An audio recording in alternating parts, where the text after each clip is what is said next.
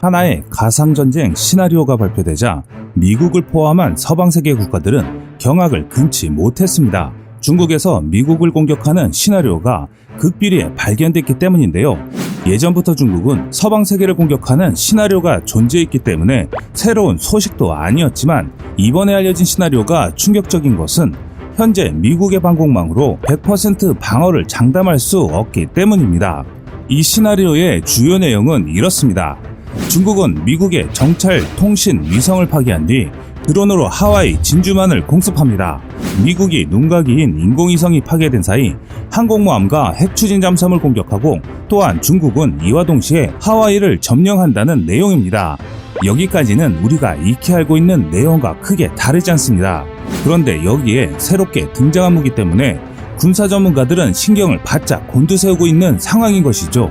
중국이 공개한 것은 바로 둥펑 미사일 시리즈입니다.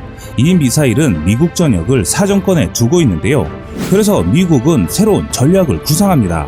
그것은 바로 유령 함대였습니다.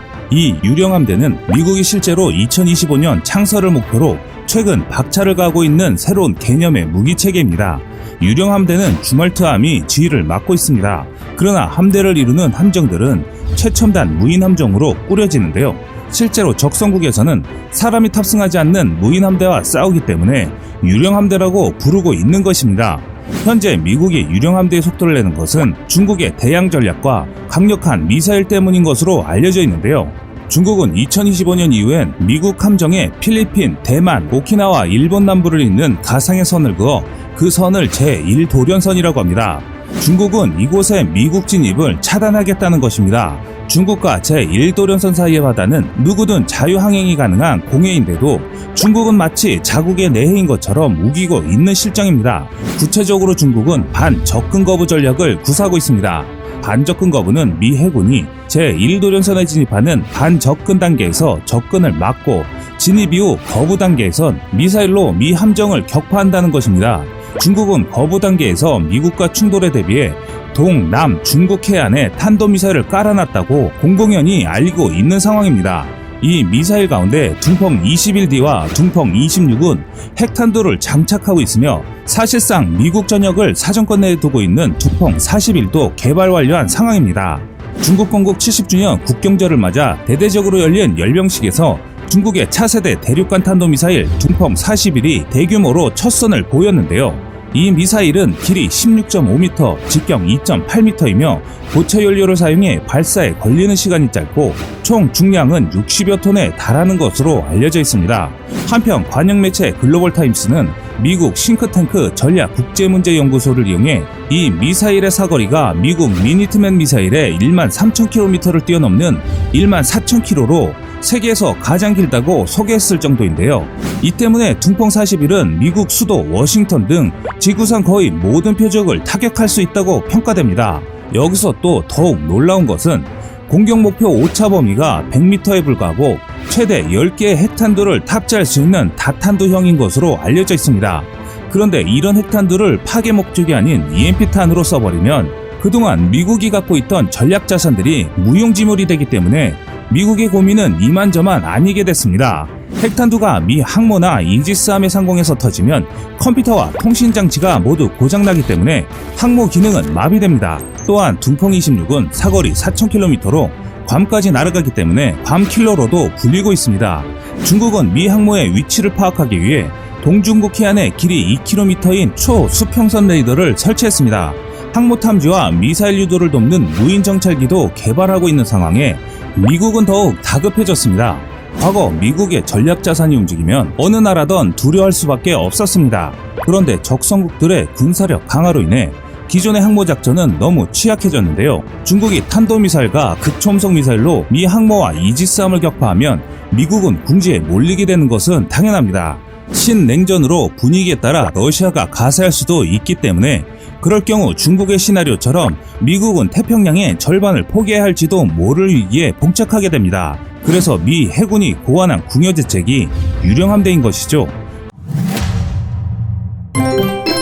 스텔스이기 때문에 레이더 탐지가 어렵고 무인 함정이어서 예산이 허락되는 한 많은 수량을 뽑아낼 수 있습니다. 미국의 전략은 유령 함대를 전면에 내서 중국 함정과 탄도미사일을 먼저 상대하고 그 배후에 포진한 항모 세력이 뒤처리하는 전략입니다. 무인함정은 잘 보이지도 않지만 피격돼도 인명피해는 없습니다. 또한 해상작전에 따분하고 더럽고 위험한 3D 업무는 무인함정 몫이기 때문에 효과적인 작전 수행이 가능합니다. 반면 유령함대를 지휘하는 15,700톤 주말트함의 성능이 중요해집니다. 주말트함의 연면적은 축구장 넓이의 1.5배이지만 스텔스 효과로 중국의 레이더에는 200톤짜리 작은 어선으로 보이는데요. 그래서 주말트가 중국 함정이나 연안에 가까이 가기 전에는 레이더에 포착되지 않는 것으로 알려져 있습니다. 주말트는 스텔스 성능뿐만 아니라 강력한 화력도 자랑합니다. 주말트의 수직 발사대 80개의 토마호크 미사일과 SM-2 지대함 미사일, 로켓형 대자멀의 아스락 등이 있습니다. 미 해군은 두 척인 이 스텔스함을 세 척으로 늘릴 예정인데요. 주말트와 함께 유령함대를 구성할 무인함정은 수상함과 잠수정입니다. 무인함정은 덩치가 작고 스텔스여서 어디에 있는지 도무지 알 수 없기 때문에 유령함대는 중국이 배타적으로 고집하는 제1도련선 안쪽 해상을 휘젓고 다니며 중국 탄도미사일 기지와 항모를 여차하면 타격할 수 있습니다. 그렇기 때문에 중국 입장에선 무인함정이 유령 그 자체로 평가받고 있습니다. 반면 중국의 무인함정은 아직 걸음마 단계입니다. 그래서 미국의 숙제는 무인함정을 얼마나 신속하게 확보하는 것인데요. 중국의 A2AD 전략 발효 시기인 2025년까지 불과 5년이 채 남지 않았기 때문에 미 해군은 지난 12년 동안 개발해온 무인 수상함 등 무인함정 확보에 속도를 내기 시작했습니다. 일반적인 절차를 뛰어넘어 특별 회계 방식으로 추진하고 있는 것으로 알려져 있습니다. 2020년 무인함정 예산으로 2016년 대비 10배로 늘리고 사업 명칭도 PMS-406으로 정했습니다. 무인 수상함과 무인 잠수함을 각각 4종류인 대, 중, 소, 초소형으로 확보하기로 했는데요.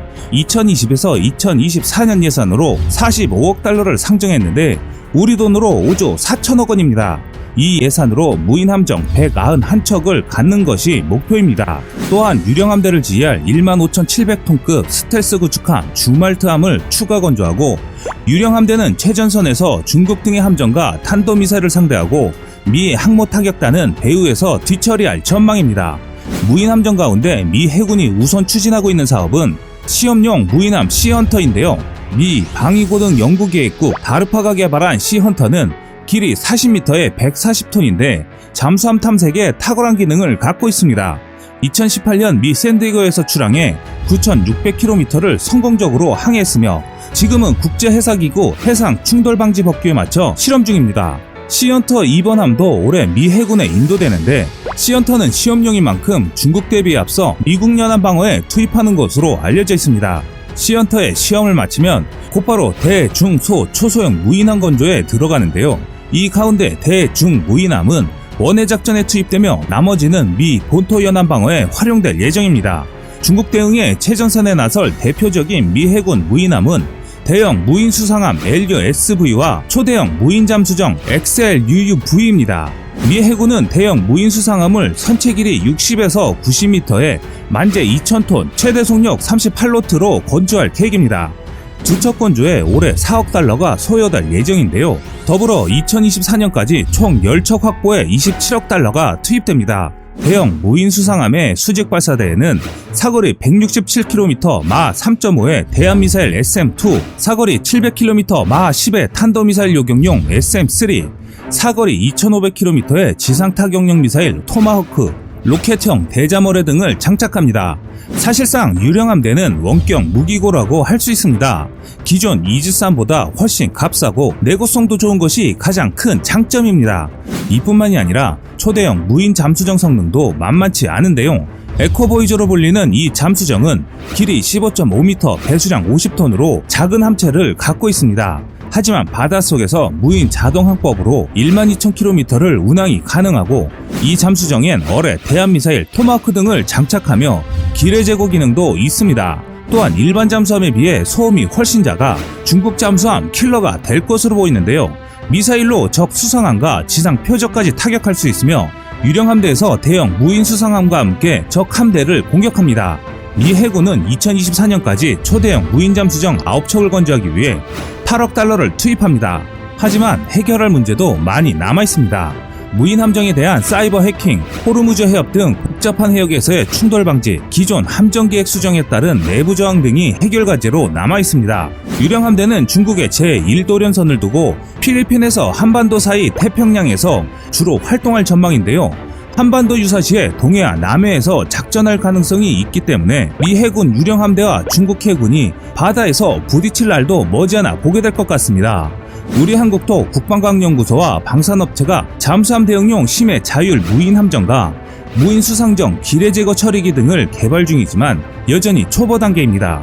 아직까지 종합적인 비전도 보이지 않는 실정입니다. 우리 생명줄인 해상 수송로를 위협하는 중국, 핵무기를 탑재할 북한 잠수함, 일본 해군력 등으로부터 삼면 바다를 지켜야 하는 가운데 이미 군사 선진국들은 부족한 인력과 예산을 다른 무기 시스템을 개발해 더욱 강력해지고 있습니다. 한국은 반도체 강국인 장점을 최대한 살려 늦었지만 지금이라도 한국의 유령 함대를 추진해 나가야 합니다.